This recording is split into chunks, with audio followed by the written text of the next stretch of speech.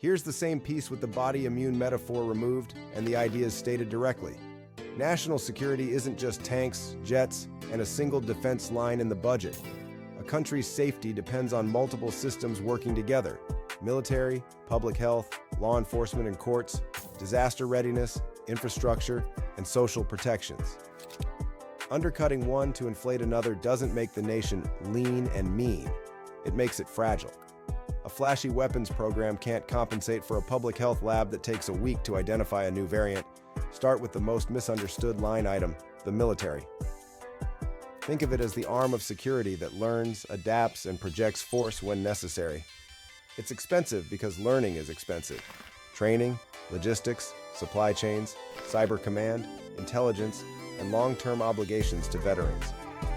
The headline number people quote for defense often misses related costs sitting in other agencies, like nuclear stewardship or veterans healthcare.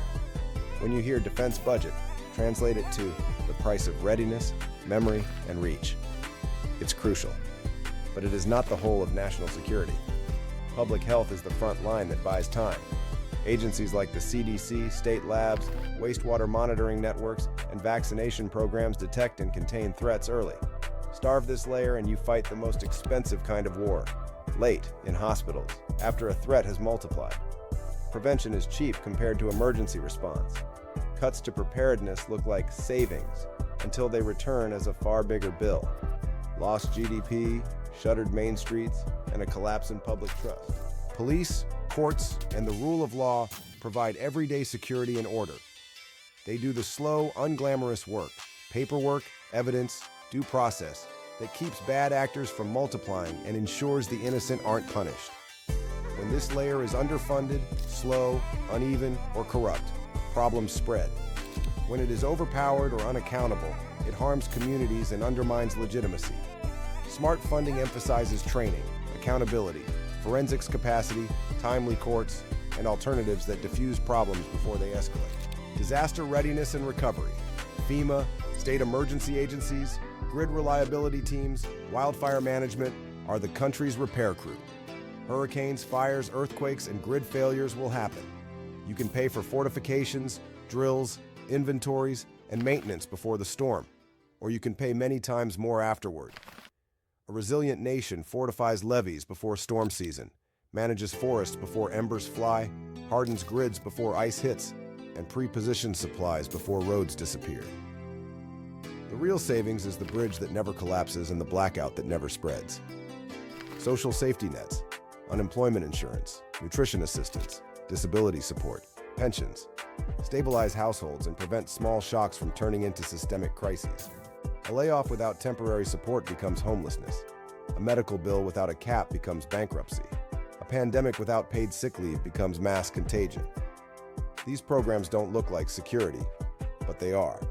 They dampen volatility, so communities can recover after shocks. They cost money. Chaos costs more. Now the through line, taxes. Taxes are the funding that keeps these systems running. The goal isn't pay more forever.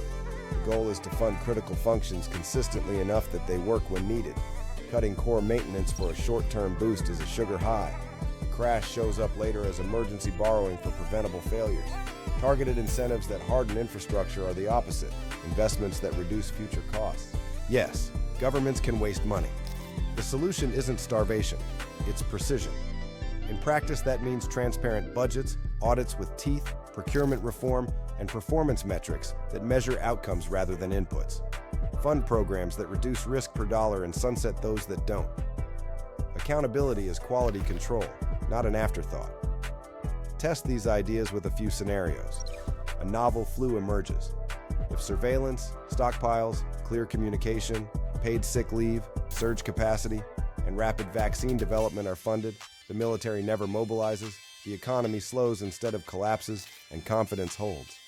If those lines were cut, the bill arrives as refrigerated trucks behind hospitals. Consider a cyber attack on the grid. If you funded cybersecurity hygiene, red teaming, patching, and segmented networks, the blast radius is small.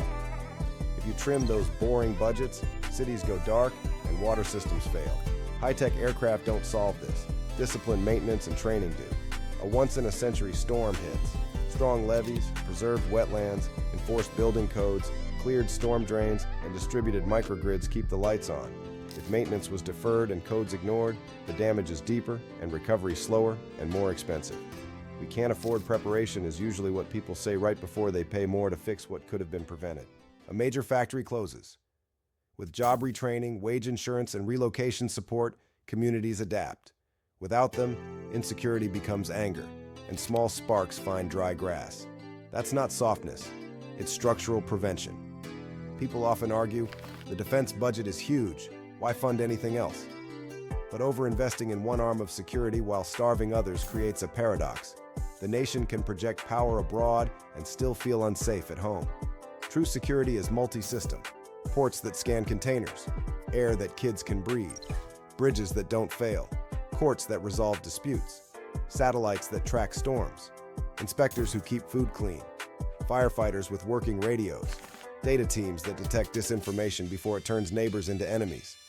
Add those up and you get defense, whatever the spreadsheet calls them. What about deficits? Borrowing in emergencies or recessions can be necessary.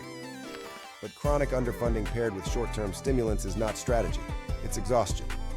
Responsible policy pairs adequate revenue with efficient spending and growth. If you want sustainably lower taxes later, invest today in resilience that cuts tomorrow's emergency costs. Harden grids, modernize IT, digitize services, simplify benefits, automate compliance, and prevent illness rather than pay for prolonged hospitalizations. Every disaster prevented is a future tax cut you don't have to fight over. Misinformation also belongs in a modern security plan. False narratives erode trust in elections, vaccines, weather warnings, and institutions. The countermeasure isn't censorship, it's building trust. Local media you can verify, civic education that teaches how claims are tested, platforms that slow the spread of proven falsehoods, and transparent public data. Fund that and you inoculate the public square against manipulation. Defund it and you outsource national judgment to whoever shouts loudest. What can one person do? Start by reading budgets. They're public. See where the money goes. Notice security-critical work hiding under bland labels like general government. Ask agencies why their metrics measure effort, not results. Reward leaders who fund prevention, not just ribbon cutting. When you hear defense, picture the full system, not one department. At home, build micro-resilience so shocks are inconveniences, not crises. Basic first aid, copies of documents, a modest emergency kit and backup power if you can, neighborhood phone trees, a little extra food and medicine for storms, volunteer for drills, donate blood, take a free community emergency response course. Small practical steps at scale strengthen the whole. Beneath the spreadsheet sits a values question. What do we owe each other?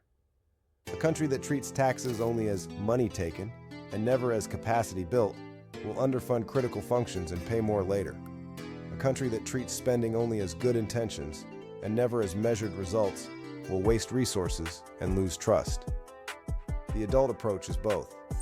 Fund what works, fix what doesn't, and remember why any of it exists, to keep the nation secure, free, and worth living in.